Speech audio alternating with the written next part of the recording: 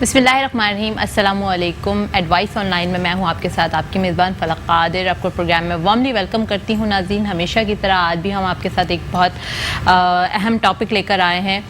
आया कि ये टॉपिक हमेशा मैं देख रही हूँ हर जगह जो है ब्रेस्ट कैंसर अवेयरनेस की कैंपेन्स चलाई जा रही हैं। हर कोई जो है इसको प्रमोट कर रहा है और बहुत अच्छी बात है कि अब हम लोग जो है अवेयरनेस की तरफ जा रहे हैं। बट हमारे यहाँ पर मसले मसाइल ये आते हैं कि चले जो क्वालिफाइड पढ़े लिखे लोग हैं या फिर जो लड़कियां यूनिवर्सिटीज़ जा रही हैं या कॉलेजेस जा रही हैं तो उनको थोड़ा बहुत समझ आ गई है कि क्या साइन एंड सिम्टम्स होते हैं।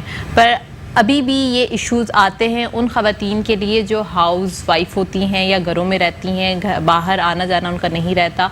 वो कतराती हैं, हिचकिचाती हैं, हेजिटेट होती हैं कि जो खुदा न खास इनको ब्रेस्ट कैंसर हो रहा है या फिर कोई भी ऐसा इशू जो कोई प्राइवेट पार्ट में लड़कियों के हो रहा होता है तो वो बहुत कंफ्यूज होती हैं कि हमें ये बात डिस्कस करनी चाहिए या नहीं करनी चाहिए। मेरे ख़्याल से इस सारे जो मतलब ये सारी मिस हैं, जो मिसकॉन्सेप्शंस हैं, जो इश्यूज़ हैं, जो टैबूज़ हैं, टैबूज़ आपको बताया ना कि हमारे यहाँ पर उन चीज़ों को भी टैबू बनाया जाता है जो इन एक्चुअल फिजियोलॉजी होती है इंसानी जिस्म की, पर हम उसे बड़ा बात करते वक्त डिस्कस करते हैं। वन हमारे मेरे हजरात कहते हैं ये तो ख़वातीन का टॉपिक है, हम क्यों जो है इसके ऊपर बात करें, जबकि अगर ख़वातीन का टॉपिक है तो आपकी भी बहन है, आपकी भी वाइफ है, आपकी भी मदर है, तो आप भी तो जुड़े हुए हैं इन मसलों से। So we need to break this taboo, we have to aware the people and we have to decrease this hesitation in the females. हम उन ख़वातीन को प्रमोट करना है, उन ख़वातीन की हौसला अफजाई करनी है और ये बहुत कोई बड़ी चीज़ नहीं है। खुदा न खास अगर आपको ये ब्रेस्ट कैंसर जैसी बीमारी हुई है तो ये ट्रीटेबल होती है। अर्ली स्टेज में आप अगर इसको डिटेक्ट कर लें, अर्ली स्क्रीनिंग करवा लें तो ये आप यकीनन इसका जो है इलाज मुमकिन है। मैंने आज 2 डॉक्टर्स को मदहू किया है regarding to break this taboo and aware the people कि किस तरीके से हमें इस टैबू को ख़त्म करना है, हमारी ख़वातीन को प्रमोट करना है। मेरे साथ प्रोग्राम में डॉक्टर नौरीन और डॉक्टर सिद्रा मौजूद हैं। एक का ताल्लुक़ जो है वो डेंटिस्ट्री से है, एक का ताल्लुक़ जो है वो स्किन से है। इनसे हम बात करेंगे कि किस तरीके से हम इस टैबू को जो है वो ख़त्म कर सकते हैं। जी अस्सलाम वालेकुम, warmly welcome both of you in the program. Thank you. वालेकुम सलाम, thank you so much for inviting us. कैसी हैं आप? ठीक हैं? मैं ठीक हूँ अल्हम्दुलिल्लाह। सिद्रा आप कैसी हैं? अच्छा, देखें ब्रेस्ट कैंसर के लिए तो बहुत सारे लोग बुला रहे हैं, ब्रेस्ट सर्जन्स को बुला रहे हैं, ब्रेस्ट स्पेशलिस्ट को बुला रहे हैं, मैमोग्राफर्स को बुला रहे हैं, but I want to discuss the taboo.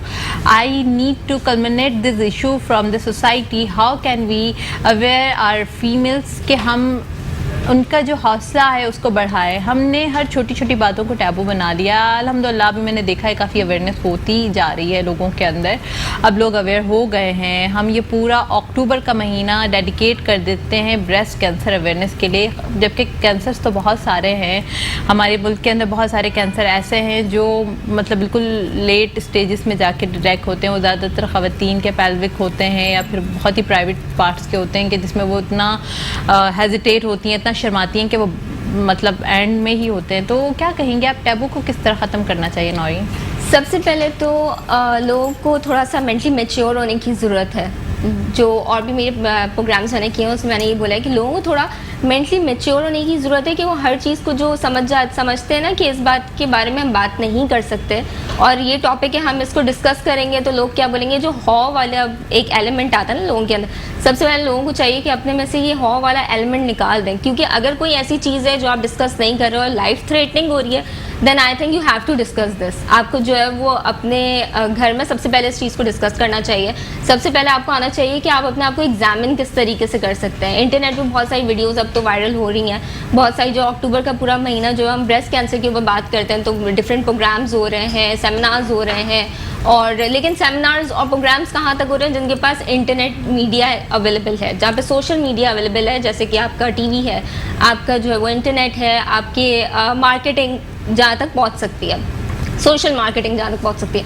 लेकिन सबसे ज़्यादा ये कहाँ पाया जाता है? जैसे गांव है, विलेज, छोटे इलाके हैं, गांव हैं जहाँ पे इंटरनेट सर्विसेज अवेलेबल नहीं है, वहाँ पे लोगों तक ये अवेयरनेस नहीं पहुँचती। हाँ, ये बात आपने बहुत अच्छी बताई है नौरीन के we are dedicating like this month to the breast cancer awareness, but हमने ये बात कभी नहीं सोची कि we have to go the rural areas, या फिर हमें विलेजेस में जाना चाहिए, उन जगहों पे जाना चाहिए जहाँ पर ख़वातीन के पास फैसिलिटीज़ नहीं हैं।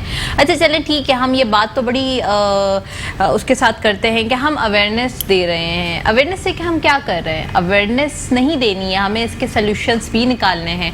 अगर लड़कियों को ये डिटेक्शन हो भी रही, चले हमने अवेयरनेस दे दी कि आया कि आपने जाके स्क्रीनिंग करवानी है, तो स्क्रीनिंग के लिए हमारे पास तो इतने सोर्सेस होने चाहिए, इतने पैसे होने चाहिए कि हमें ऑर्गेनाइजेशंस को इन चीज़ों पे काम करना चाहिए, कि हमें फंड्स जो है वो जमा करने चाहिए, और हमारी जो बच्चियां हैं जो बहुत ज़्यादा लाइक स्टूडेंट्स हैं, या फिर वो लड़कियां हैं जो जिनके पास रिसोर्सेज नहीं है, उनके लिए हमें खुद से काम करना चाहिए। सिद्रा, आपसे पूछूंगी, जिस तरीके से हम लोगों ने बात की कैंसर से रिलेटेड, और अक्टूबर का महीना मैं देख रही हूँ जगह जगह पर प्रोग्राम्स हो रहे हैं, जगह जगह पर ब्रेस्ट सेंटर को हम बुलाते हैं, उनसे पूछते हैं, हम हल की बात कर रहे होते हैं कि किस तरीके से ट्रीट किया जाता है, क्या ऑपरेशन होता है। वो तो बहुत ज़्यादा लेट बातें हैं ना, देर की बातें हैं, हमें तो शुरू में काम करना है। तो आप डेंटिस्ट हैं, डेंटिस्ट्री में आप बताइएगा, ये हमारे जो माउथ कैंसर्स होते हैं ये कितने ज़्यादा डिटेक्ट होते हैं? आपके पास कितने मरीज आते हैं, कितने लोग आपके पास ये बीमारी लेके आते हैं? खुदा ना खास किसी को अगर हल्का फुल्का अल्सर हो जाता है तो लोग एक्सेप्ट करने के लिए तैयार ही नहीं होते होंगे। देखिए डॉक्टर फलक, बात यह है कि हमारे यहाँ जैसे अक्टूबर के महीने में हम ब्रेस्ट कैंसर पर बहुत बात करते हैं, पर हमारा अलमिया ये है कि हम बाकी कैंसर्स पर इतने अवेयरनेस प्रोग्राम्स कंडक्ट नहीं कर रहे होते हैं। ओरल कैंसर जो है वो इस वक्त अगर हम कंपेयर करें जेंडर्स को, फीमेल और मेल्स में, तो हमारा जो फीमेल है इसमें सेकंड मोस्ट कॉमन कैंसर जो है वो इस वक्त ओरल कैंसर है, और मेल्स के अंदर जो है मोस्ट कॉमन कैंसर नंबर 1 पर है जो हमारा ओरल कैंसर और उसकी वजह सिगरेट या फिर तंबाकू, पान छाले, और उसकी वजह यह है कि ये इजीली एक्सेसिबल है, हर जगह पर आसानी से मिल जाते हैं, इनकी कॉस्ट बहुत कम है कि हर गरीब जो है वो उसको इजीली उसके लिए एक्सेसिबल है। तो ये चीज़ें जो हैं ये कॉज कर रही है ओरल कैंसर को। और आपको मैं बात बताऊं कि हमारे जो नेशनल रजिस्ट्रेशन सेंटर है, सिस्टम नहीं है हमारे पास, तो हम कोई ट्रू नंबर्स नहीं बता सकते हैं, लेकिन जो regional level we don't have the statistical figures, लेकिन जो रीजनल लेवल पे डॉक्टर्स काम कर रहे हैं तो उन्होंने जो रिपोर्ट किया है कि लास्ट ईयर 17,000 केसेस रिपोर्ट हुए रीजनल लेवल पे डिफरेंट रीजन से। तो इट्स एन अलार्मिंग सिचुएशन कि एक साल के अंदर 17,000 केसेस और उस पे फिर डेथ्स अलग। बिल्कुल सही कह रही हैं आप कि we are like we can just talk, मैं अपने आप को भी कहूँगी, मैं यहाँ बैठ के सिर्फ बात कर सकती हूँ। We are not finding the solution, why we just talk, we have to find the solution. And another thing is that कि हम ठीक है अवेयरनेस की बात हमने कर ली, कि अब हमने अर्ली डिटेक्शन की बात कर ली, हमने स्क्रीनिंग की बात कर ली, पर आगे सोल्यूशन क्या है? मैंने ऐसे केसेस भी देखे हैं, मेरे पास ऐसे ख़वातीन भी आई हैं जो लास्ट स्टेजेस में मेरे पास आई हैं और वो फिर कहती हैं कि कुछ करवा दें प्लीज़।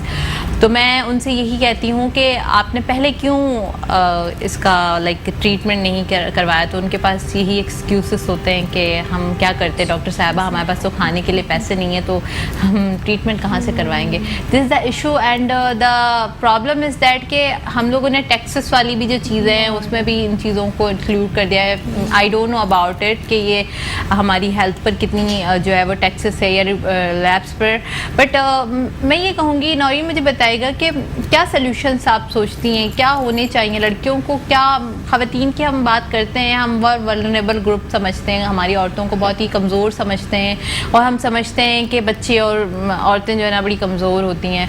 इसी ये चीज़ जो है ना साइकोलॉजिकली हम बचपन से ही हमारे अंदर डिस्ट्रॉय कर दिया है हमारे मेंटल लेवल को, कि हम लोगों ने डिस्क्रिमिनेशन असल में बहुत ज़्यादा होता है, मेल एंड फीमेल डिस्क्रिमिनेशन होता है। लेकिन अब तो खैर इतना ज़्यादा नहीं होता, अब तो जहाँ औरतें हैं वहाँ पे मर्द भी दोनों बराबर ही हैं, इक्वल चल रहा है। लेकिन सबसे पहले आपको अपने आप को जो है एग्जामिन करना चाहिए। ज़रूरी नहीं है कि आप बताएगा कि कैसे फर्स्ट स्टेप पे आप जाके जो है वो स्क्रीनिंग के ऑप्शन पे चले जाएं, मैमोग्राम करवा लें या आप अल्ट्रासाउंड करा लें।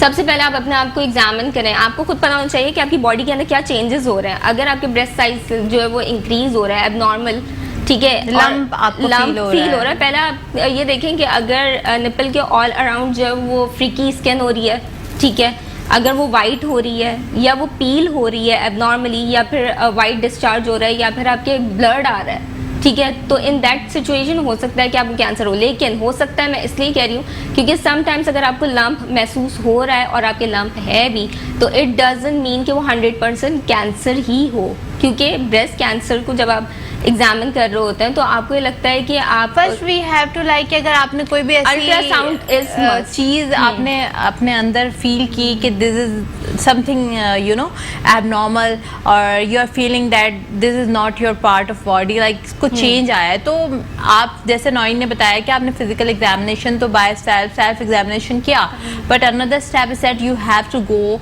To the good doctor, good surgeon, वहां पर आपने जाके अल्ट्रासाउंड अच्छा, ये ऐसी चीजें होती हैं कि आप जनरल फिजिशियन के पास मत जाओ। मैं आपको बिल्कुल भी नहीं बोलूंगी कि आप जनरल फिजिशियन या कोने के फिजिशियन के पास आप चले जाओ या आपका फैमिली डॉक्टर जो उसके पास जाओ।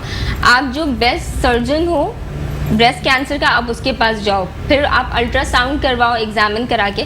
और 100% मैं अभी भी ये बात बोलूँगी कि अगर कोई लंप है तो 100% ऐसा नहीं है कि वो कैंसर ही हो, आपको फाइब्रोसिस भी हो सकता है, आपको सिस्ट भी हो सकती है।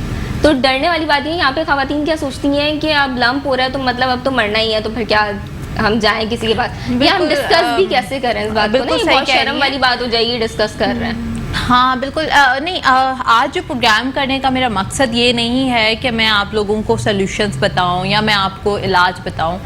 इलाज हम नहीं कर सकते, हम ऑब्वियस सी बात है, जो एक नॉर्मल एक डिग्री होल्डर डॉक्टर होता है वो ब्रेस्ट कैंसर को नहीं देख सकता है जब तक वो एक ब्रेस्ट सर्जन खातून या मेल डॉक्टर ना हो, क्योंकि उनकी स्पेशलिटी होती है और वो ऑन्कोलॉजिस्ट होते हैं। और आपको ये भी मैं बताती चलूँ कि जब भी खुदा न ख्वास्ता आप कोई मेल हजरात मेरा प्रोग्राम देख रहा है या कोई फीमेल कोई भी मेरा प्रोग्राम देख रहा है, तो मैं उनको ये बताती चलूँ कि अगर किसी को भी कैंसर जैसी अलामतें महसूस हुई, आपने स्क्रीनिंग करवाई और कैंसर डिटेक्ट हुआ है, तो you have to go to the oncologist. जो कैंसर के स्पेशलिस्ट होते हैं उनको हम ऑन्कोलॉजिस्ट कहते हैं। और इसकी भी सब स्पेशलिटीज़ होती हैं, लाइक आपकी अगर खुदा न ख्वास्ता आपके स्टमक में है तो आपके स्टमक का अलग गैस्ट्रोएंटरोलॉजिस्ट ऑन्कोलॉजी वाला आपको मज़ीद और ब्रीफ करेगा।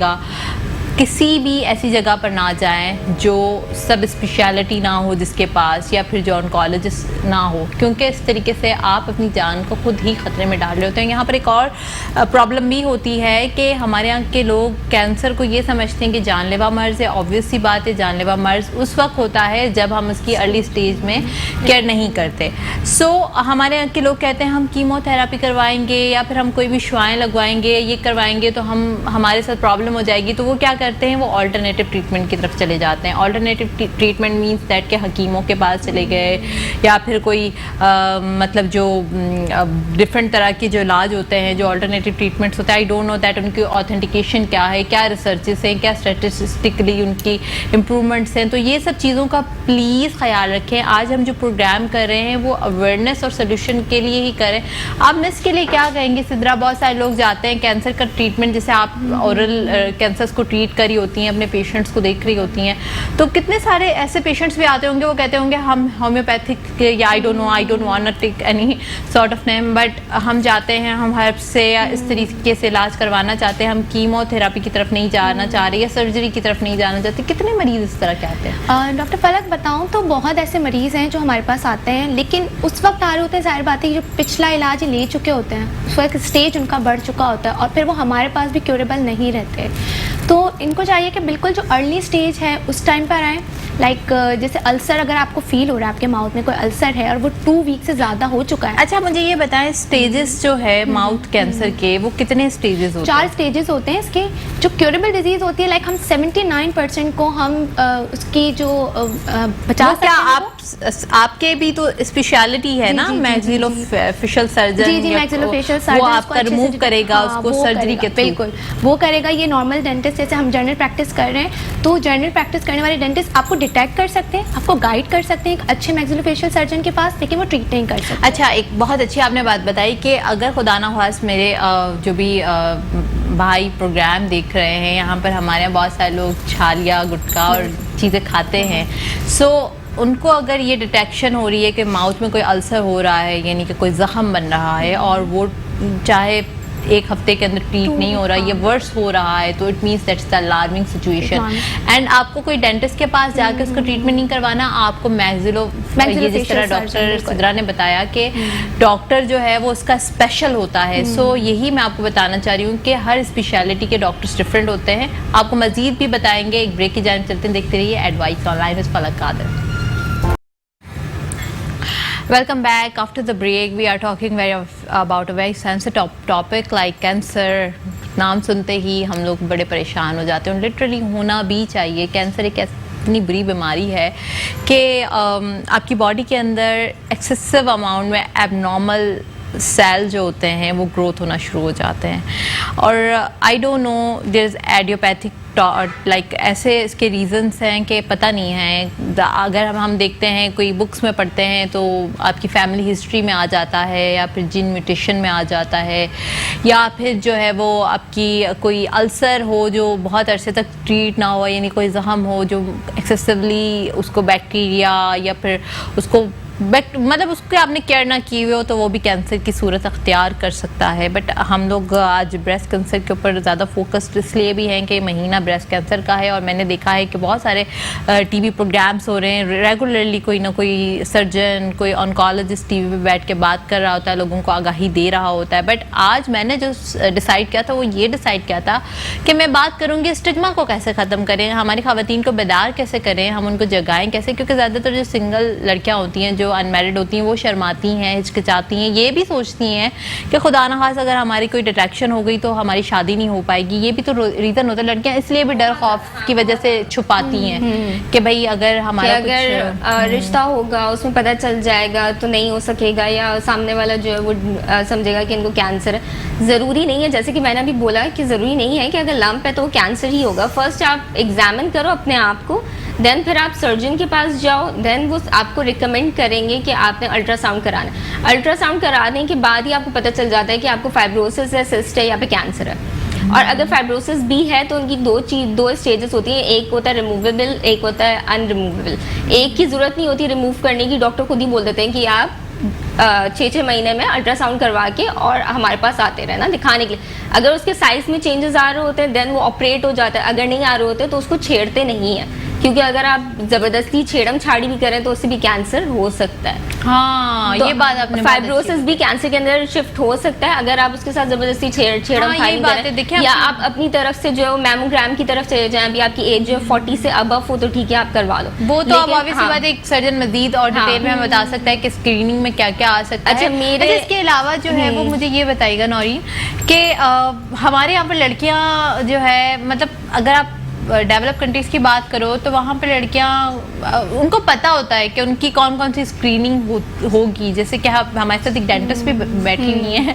हमारे पास सबसे ज़्यादा जो निगलेक्ट होने वाली चीज़ होती है वो दांत ही होते हैं ना, क्योंकि हम दांतों को तो समझते हैं कि जिस्म का हिस्सा ही नहीं है जब तक उसमें बहुत शदीद तकलीफ ना हो। हाँ, बिल्कुल ऐसे। तो सबसे ज़्यादा आप एज ए स्किन के ऊपर काम करिए, स्किन स्पेशलिस्ट भी हैं, तो आपको पता है कि लोग स्किन को ज़्यादा देखते हैं। हमारे यहाँ पर लड़कियाँ मेकअप प्रोडक्ट से लेके सब चीज़ें उनको पता होती है कि कौन सा कंसीलर अच्छा है, कौन सा परफ्यूम अच्छा है। मैंने बोला ना, अवेयरनेस नहीं, बट डेवलप कंट्रीज के अंदर उनको उनकी सेहत की भी बातें बताई जाती है। आप क्या सोचती हैं, क्या हमारे कैरिकुलम में किसी चीज़ की डेफिशिएंसी है क्या, या हम बात करते नहीं है, या हम बात करते हैं तो लोग समझते हैं कि यार ये क्या किस तरह की खुली बातें कर रही है, ये तो कोई लड़की अगर यंग एज है और किस तरीके से इतनी बड़ी बड़ी बातें कर रही है ना। यहाँ पे ये होता है कि यंग एज है, ये मत बोलो। हाँ, घर वाले ही बोलता है कि इस टॉपिक पे बात नहीं करो, तुम्हारा टॉपिक नहीं है बात करने का, लेकिन करनी चाहिए है। जैसे स्कूल में आप दूसरी चीज़ों को प्रमोट कर रहे होते हैं, वैसे आप सेल्फ एग्जामिनेशन को भी प्रमोट करें। अभी आजकल अगर 9% जो है 9% नहीं, सॉरी 9 लाख से ज़्यादा जो है वो साल में वर्ल्ड के अंदर अगर औरतों को ब्रेस्ट कैंसर पाया जा रहा है तो मर्दों में भी 3% ब्रेस्ट कैंसर पाया जा रहा है। एक और मिथ भी मैं आपको क्लियर करूं कि ब्रेस्ट कैंसर जो है सिर्फ खवातीन में नहीं होता, वो मर्दों में भी खुदा न ख्वास्ता कहीं ना कहीं बहुत रेयर है पर पाया जाता है, सिर्फ औरतों का टॉपिक नहीं है। सो खुदारा ये जो हमारे मर्द हज़रात कहते हैं नहीं, तो लड़कियों का टॉपिक है तो लड़कियों तक ही महदूद रहने दें, तो ऐसा नहीं होता कि मेल को भी हो सकता है। जी तो इसको आपको पता होना चाहिए। और दूसरा अवेयरनेस आपकी अगर बॉडी से रिलेटेड है और लाइफ थ्रेटनिंग है तो अवेयरनेस देनी चाहिए। मेरे ख्याल से आपको हर चीज़ के बारे में पता होना चाहिए। कैंसर तो ठीक है हमें, लेकिन कैंसर क्योंकि बहुत जल्दी जल्दी ग्रो कर रहा है और हमें पता भी नहीं चलता। हमें पता चलता है जब हम 4th स्टेज पे पहुंच जाते हैं। मैं अपने घर की अगर बात करूं तो मेरी भाभी है, उनको जो है डायग्नोस हुआ है ब्रेस्ट कैंसर लेट पता लगने की वजह से। ठीक है, एक तो ये रीज़न हुआ। दूसरा ये कि उनको जो है वो पेन ही नहीं होता था, वो दिखाती नहीं थी, और जब भी दिखाती नहीं थी तो डॉक्टर एग्जामिन नहीं कर पा रहे थे उनको। तो 4th स्टेज ऑफ कैंसर पे चला गया। अब तो उनका जो ट्रीटमेंट चल रहा है। तो पता होना चाहिए, स्कूल्स में आप नॉलेज प्रोवाइड करो, ख़ास तौर पे जो गवर्नमेंट लेवल के ऊपर जो क्लासेस होती हैं हमारी, और दूसरी चीज़ों की भी अवेयरनेस की। तो इस बारे में भी जो है अवेयरनेस जो है वो स्कूल के अंदर बच्चों को हर साल एक क्लास ज़रूर देनी चाहिए।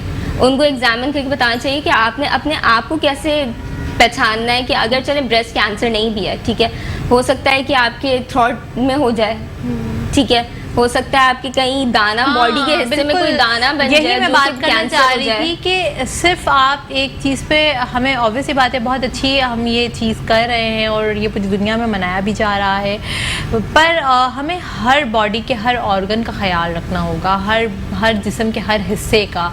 क्योंकि आप यकीन माने कि आपके जिस्म का एक हिस्सा भी आर्टिफिशियल जब आप लगवाने जाते हैं तो लाखों में उसकी कीमत होती है, जो अल्लाह ताला की तरफ से फ्री में आपको नेमतें दी हुई हैं। और नेचुरल इज़ नेचुरल, उसका कोई सब्स्टिट्यूट नहीं होता। तो we have to take care about health. तो हेल्थ के लिए हमें हमेशा अवेयर रहना चाहिए, हमेशा अवेयरनेस की बात भी करनी चाहिए, और हिचकिचाना नहीं है, हेजिटेट नहीं होना है। जिस तरह आपने बताया कि आपकी फैमिली के अंदर भी एक चीज़ हुई और उसमें ऑब्वियसली बात है थोड़ा बहुत हिचकिचाहट वाला एलिमेंट होगा, that's why she was not sharing and उनको उतना आगे बढ़ गया।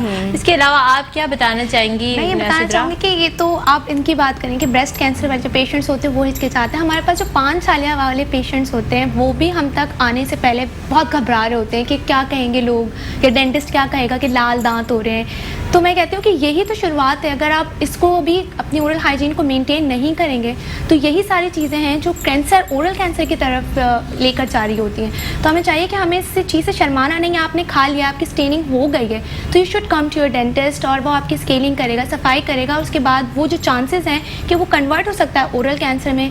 आपको पता है छालिया के अंदर ऐसे केमिकल्स हैं, जो हमारे स्मोकिंग पेशेंट कर रहे होते हैं वो नहीं आ रहे, तो उनकी ब्लैकनिंग हो रही होती है टीथ में, लिप्स पे। तो ये सारे कॉजेज़ हैं जो हो सकता है कि उनको ओरल कैंसर की तरफ ले जाएं।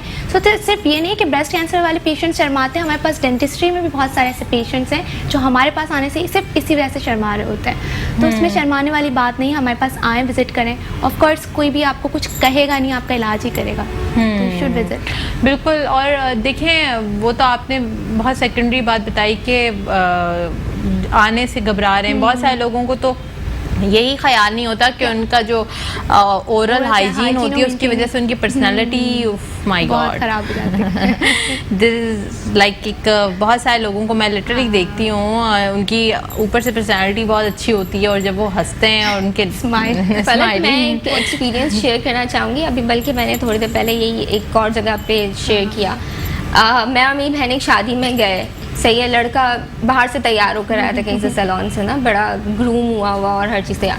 हम लोग बराबर में बैठे, वो जो पिक्चर्स होती हैं बराबर में बैठे, जब वो स्माइल किया ना तो उसके पूरे स्टेन्स थे ना पान के, तो आई वाज लाइक अजीब सा मुझे हुआ ना, मैं यार किसके बराबर में बैठ गई हूँ और वो दुल्हन पता नहीं क्या सोच रही होगी। लाइक तो ऐसा होता है, आप पूरे तैयार हुए हो तो दांत जो है वो येलो हो रहे हैं, दांत जो है वो रेड हो रहे हैं। लड़कियां भी जो केयर नहीं करती, उन लड़कियों के साथ भी मसला होता है। मुंह पे तो आप मेकअप करके ब्राइट बन जाते, लेकिन जब वो हंसती हैं तो वो पूरे येलो आ रहे होते हैं। और लिटरली एक डेंटिस्ट ने एक चीज बड़ी अच्छी की है कि हर चीज का मेकअप बनाया है, दांतों का मेकअप नहीं बनाया है। दांतों का मेकअप नहीं, आप दांतों को नहीं छुपा सकते, आप अपने मुंह के दाग। और दांत ऐसी चीज है कि अगर आप पूरे भी तैयार हुए हो ना, आप बहुत अच्छे प्रेजेंटेबल लग रहे हो। जैसे कि मैंने अभी दूल्हा का बताया, बहुत बेचारा देख रहा होगा तो एम्बैरेस भी हो रहा होगा अभी ना।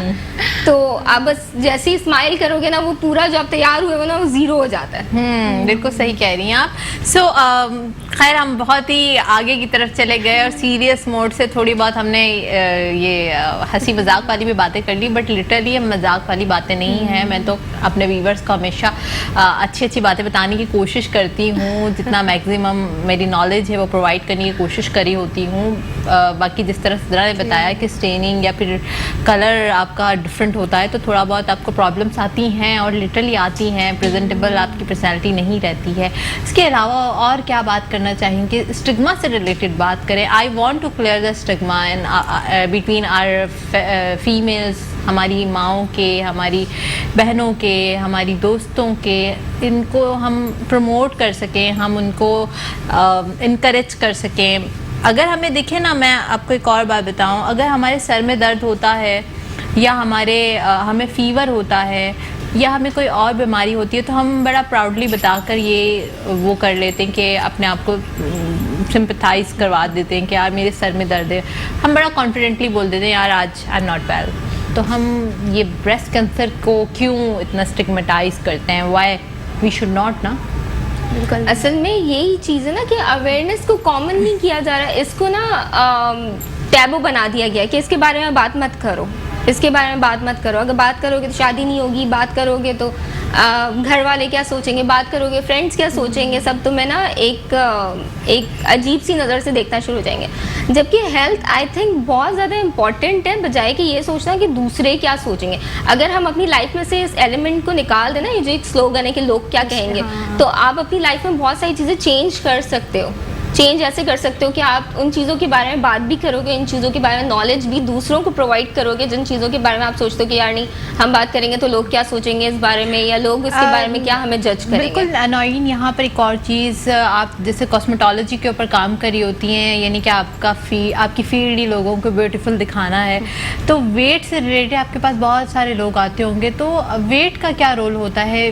बहुत सारे आपके फैक्टर्स में एक वेट भी आता है ब्रेस्ट कैंसर की रीजंस में। तो आपके पास आते हैं ऐसे लोग के जिनका वेट बहुत ज़्यादा हो और उनको ये अवेयरनेस भी हो कि वेट ज़्यादा है तो हम वेट इसलिए कम करवाना चाहते हैं कि रिस्क फैक्टर में हमारे ब्रेस्ट कैंसर भी आता है? नहीं, बेसिकली ब्रेस्ट कैंसर तो नहीं होता, लेकिन हमको फर्दर अपने आउटलुक की वजह से बहुत ज़्यादा होता है। लेकिन देखिए ना, यही हमें सिर्फ ये होता है कि हम अच्छे नहीं दिख रहे, हमें अंदर के कॉम्प्लिकेशंस का कि आपके वेट की वजह से आपके कार्डियक इश्यूज हो सकते हैं, आपका कोलेस्ट्रॉल, कार्डियक इशू की वजह से आते हैं लोग, कोलेस्ट्रॉल की वजह से, पीसीओ की वजह से आते हैं लोग आते हैं अपने हार्मोन्स की वजह से, क्योंकि जितना वेट बढ़ेगा आपके हार्मोन्स डिस्टर्ब हो जाएंगे। आपकी जितना वेट बढ़ेगा आपके सिस्टम्स को वो उतना कंप्रेस करता जाएगा, जितना आपके अंदर जो है वो फैट का जो पार्ट है वो बढ़ता जाएगा, उसी तरह उसके हिसाब से आपके जो ऑर्गन्स होंगे ना वो उसको कंप्रेस करके उसके लिए जगह मिनिमाइज कर देगा। तो लोग आते हैं, लेकिन ब्रेस्ट कैंसर तो ऑब्वियसली लोगों का टारगेट नहीं होता, लेकिन होना चाहिए। आप अपनी रूटीन के अंदर फिजिकल एक्टिविटीज़ को ज़रूर शामिल करें, क्योंकि अगर फिजिकल एक्टिविटीज़ ही होंगी आपको इनलार्ज हो सकते हैं, आपके ग्लैंड इनलार्ज हो सकते हैं, आपके जो है वो हार्मोन डिस्टर्ब हो सकते हैं, आपका वेट ज़्यादा होगा तो आपको फाइब्रोसिस होने के चांसेस ज़्यादा होते हैं। फाइब्रोसिस जब हो जाता है तो ज़्यादातर रिकमेंड किया जाता है कि आप ज़्यादा वॉक करें, फिजिकल एक्टिविटीज़ को अपनी रूटीन के अंदर शामिल करें, योगा करें। Yoga is very good. Yoga आपकी जो टॉक्सिन्स हैं उसको भी रिमूव आउट करता है, आपकी बॉडी से एक्टिव भी करता है आपकी बॉडी को, और दूसरा कैंसर के सेल्स को भी मिनिमाइज करता है। तो योगा को ज़रूर अपनी जो रूटीन है उसके अंदर आप लोग शामिल करें। बहुत अच्छी बातें बताई हैं, हमने कोशिश की कि हम हमारी ख़वातीन के जो कॉन्फिडेंस है उसको इंक्रीज़ कर सकें। मैं सिद्रा से लास्ट मैसेज देना चाहूँगी regarding this month, and Naureen आप भी एक मैसेज दिएगा। जी सिद्रा, क्या बताना चाहेंगे हमारे व्यूअर्स को? बीइंग अ डेंटिस्ट मैं तो ये कहूँगी कि अपनी ओरल हाइजीन का बहुत ज़्यादा ख्याल रखें। Oral hygiene it's like a gateway of your body. आपकी ओरल हाइजीन अच्छी होगी, आपकी पूरी बॉडी अच्छी होगी, आप जो भी खाएंगे वो अंदर मसले नहीं पैदा करेगा। तो अपनी ओरल हाइजीन को अच्छा रखें ताकि आपकी सेहत अच्छी हो। मेरा ये या दैट्स गुड कि ओरल हाइजीन और mouth cancer are very common nowadays, and मेरे ख्याल से अल्लाह ना करे कि कहीं इसका भी ग्राफ ऊपर गया तो हमें इसका भी कोई महीना ना मनाना पड़ जाए। तो you have to take care about your mouth. Naureen, आप क्या मैसेज देना चाहेंगे हमारे व्यूअर्स को? मैं ये मैसेज देना चाहूँगी कि सबसे पहले आपको अपनी जो फैमिली हिस्ट्री है वो पता होनी चाहिए कि इन केस अगर आपकी फैमिली में ब्रेस्ट Excellent. कैंसर है तो फिर आप अपने आप को एग्जामिन करते रहो। 6 मंथ्स में आप ज़रूर जो अपने आप को जो कम्प्लीटली एग्जामिन कराओ डॉक्टर के पास जाके। कोई शर्म की बात नहीं होती है, आपकी जहाँ ज़िंदगी की बात है वहाँ पे कोई चीज़ शर्म नहीं है, मुझे नहीं लगता। और आपको अपनी फैमिली हिस्ट्री पता होनी चाहिए। दूसरा, फिजिकल एक्टिविटीज़ को ज़रूर शामिल करें अपनी लाइफ के अंदर, अच्छा खाना खाएँ और अवेयरनेस फैलाएँ जहाँ पे सोशल मीडिया अवेलेबल नहीं है। Thank you so much for coming here and I know that कि आपको मैक्सिमम हमने इंफॉर्मेशन प्रोवाइड करने की कोशिश की। एंड आप लोग प्लीज़ खुदा अपनी सेहत का बहुत ख्याल रखिए। अपनी मेज़बान फ़ाक़ादिर को इजाज़त दीजिएगा। बहुत शुक्रिया। अल्लाह हाफ़िज़।